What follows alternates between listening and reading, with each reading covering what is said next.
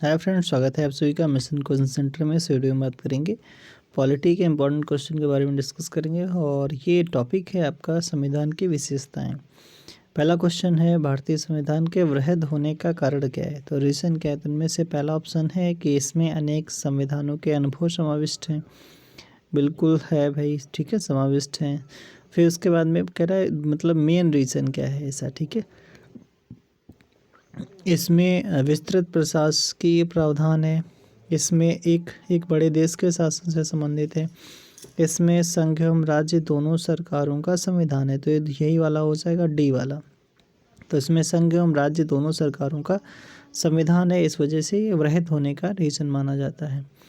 भारतीय संविधान का अभिभावक कौन होता है? तो भारतीय संविधान का अभिभावक किसे माना जाता है? तो ये माना जाता है आपका, ये किसे माना जाता है? तो भारतीय जो संविधान का है अभिभावक किसे माना जाता है? तो सर्वोच्च न्यायालय को माना जाता है। किसे माना जाता है? सर्वोच्च न्यायालय को माना जाता है। ठीक है, चलो अगला क्वेश्चन देखते हैं। अगला क्वेश्चन है, भारत में वयस्क मताधिकार की उम्र क्या है? तो ये आपका हो जाएगा 18 वर्ष। पहले 21 वर्ष हुआ करती थी, लेकिन 61वें संविधान संशोधन से इसे 21 से 18 वर्ष कर दिया गया था।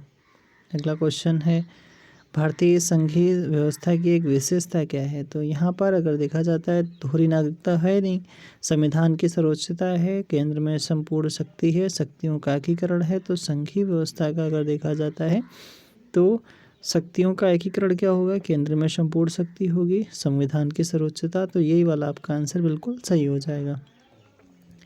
भारत के संविधान में अगला क्वेश्चन है, भारत के संविधान में संघीय शब्द की जगह किन शब्दों को स्थान दिया गया है? तो ये राज्यों का संघ कहा गया है, ठीक है, राज्यों का संघ कहा गया है। तो ये वाला आपका आंसर बिल्कुल सही हो जाएगा। ठीक है, अगला क्या है? अगला क्वेश्चन है आपका 6 नंबर का है, कह रहा है भारतीय संविधान में कितनी सूचियां हैं? तो कितनी सूचियां हो जाएंगी? तो ये 3 सूचियां हैं आपका, संघ सूची है, राज्य सूची है, समवर्ती सूची है। इसमें क्या होता है, राज्य सूची में राज्य सरकारें कानून बनाती हैं, उसके जो विषय होते हैं। समवर्ती सूची में केंद्र, ऐसे जो विषय होते हैं उनमें केंद्र सरकार राज्य सरकार दोनों कानून बना सकती है। और संघ सूची के जो विषय होते हैं उनमें सिर्फ और सिर्फ आपका केंद्र सरकार ही कानून बना सकती है उन विषय पे। अगला क्वेश्चन है, भारत का संविधान अपना प्राधिकार किससे प्राप्त करता है? तो किससे प्राप्त करता है? तो इसका आंसर होगा भारत की जनता से, ठीक है, भारत की जनता से प्राप्त करता है। भारत में वैध प्रभुसत्ता निहित है, किसमें निहित है? तो वैध जो प्रभुसत्ता है संविधान में निहित है, किसमें? संविधान में निहित हो जाएगी। भारतीय संविधान की संरचना किस प्रकार की है? तो कुछ एकात्मक है और कुछ कठोर है, ऐसा ये वाला आपका सही आंसर हो जाएगा। कुछ एकात्मक है, कुछ कठोर है। तो कुछ एकात्मक और कुछ कठोर हो जाती है, ये आपका आंसर बिल्कुल सही माना जाएगा। अगला क्वेश्चन है कि हाँ, अगला क्वेश्चन है भारत की हाँ देखो, ये वाला कह रहा है कि भारत के संविधान के अधीन निम्न कथनों में से कौन से सही हैं? पहला कथन है संविधान सर्वोच्च है। ठीक है भाई, बिल्कुल सही बात है, संविधान सर्वोच्च है। तो ये पहला वाला तो सही हो जाएगा। फिर कह रहा है कि संघ एवं राज्यों के बीच शक्तियों का स्पष्ट विभाजन है। ठीक है, ये भी सही है। संविधान के संशोधनों के लिए विविध प्रक्रिया का अनुसरण करना होता है, ये भी सही है। फिर कह रहा है आपसे कि फिर कह रहा है कि चौथा वाला कह रहा है संघ की संसद एवं राज्य विधानसभाएं संप्रभु हैं, ऐसा नहीं, ठीक है, आपका ये वाला संप्रभु नहीं, राज्य वाली नहीं। बाकी जो आपका केंद्र सरकार होती है, मतलब जो आपका लोकसभा होता है या संसद होती है, वो संप्रभु है।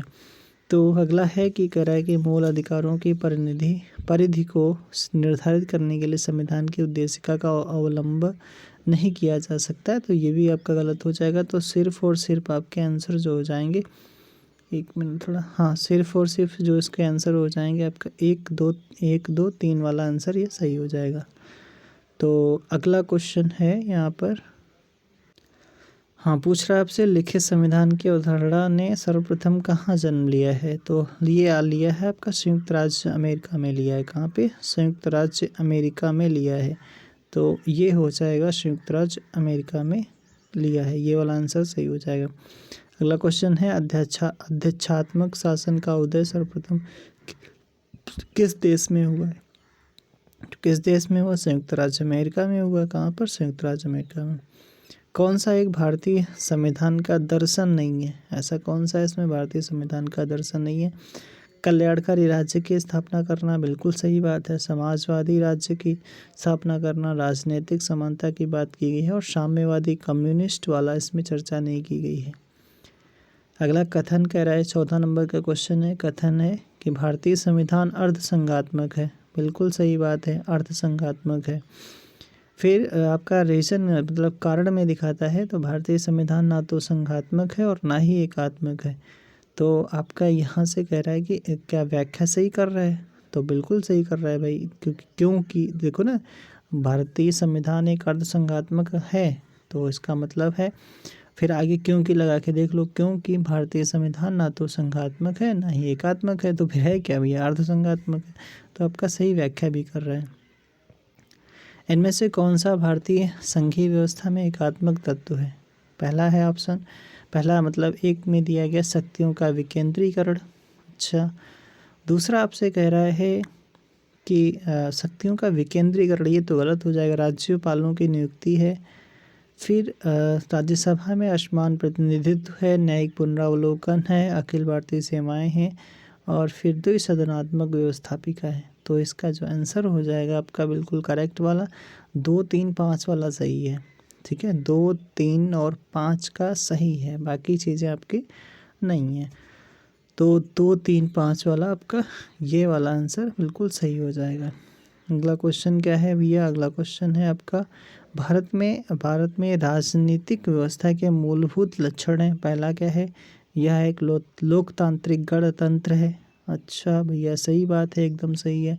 इसमें संसदात्मक रूप की सरकार है। ठीक है, ये भी सही है आपका। सर्वोच्च सत्ता भारत की जनता में निहित है, ये भी सही है। यह एक एकीकृत शक्ति का प्रावधान करती है, तो एकीकृत शक्ति का प्रावधान नहीं करती है, तो आपका ये वाला गलत हो जाएगा, बाकी 3 सही है। तो 1, 2, 3 वाला सही हो जाएगा ये वाला। निम्नलिखित में से कौन सी विशेषता भारतीय संघ और अमेरिकी संघ दोनों में साझी है? देखो, कई बार इसको पिछला क्वेश्चन आ चुके हैं, संविधान की व्याख्या के लिए संघीय उच्चतम न्यायालय, तो यही वाला आपका आंसर बिल्कुल सही हो जाएगा। ठीक है, जिसे जुडिशियल रिव्यू जैसा कुछ कॉन्सेप्ट चलता है। भारतीय राज्य व्यवस्था में सर्वोच्च क्या है भैया? भारतीय राज्य व्यवस्था में सर्वोच्चता की बात आती है तो संविधान है, भारतीय संविधान हो जाएगा। भारतीय संविधान का आप किस प्रकार वर्णन करेंगे? तो हो देखो भैया, आकार में मध्यम है, ये तो गलत बात है, मध्यम नहीं है। बहुत छोटा है, नहीं है। क्या लिखित संविधान नहीं है, ये भी गलत है, तो ये वाला आपका सही हो जाएगा। विश्व के सबसे विस्तृत संविधानों में से एक है। लास्ट क्वेश्चन है, भारत का संविधान मान्यता प्रदान करता है। तो देखो, कई बार ये क्वेश्चन पूछा गया, अच्छा क्वेश्चन है। केवल धार्मिक अल्पसंख्यकों को, तो केवल लगा है तो गलत है भैया। ठीक है, ऐसा लिख नहीं, केवल की धार्मिक अल्पसंख्यकों को नहीं करता है, केवल भाषा ही नहीं। ठीक है, धार्मिक एवं भाषाई अल्पसंख्यकों को, ये वाला आपका आंसर बिल्कुल सही हो जाएगा। तो ये वाला आपका बिल्कुल सही आंसर हो जाएगा। तो आज के लिए इतना ही। Thanks for watching. और आपको बताना क्या है? बताना है कि प्रस्तावना को संविधान की आत्मा किसने कहा है, और दूसरा क्वेश्चन बताना है कि डीपीएसपी को संविधान की आत्मा किसने कहा है। ये आपके कमेंट बॉक्स में इनके आंसर ज़रूर देना।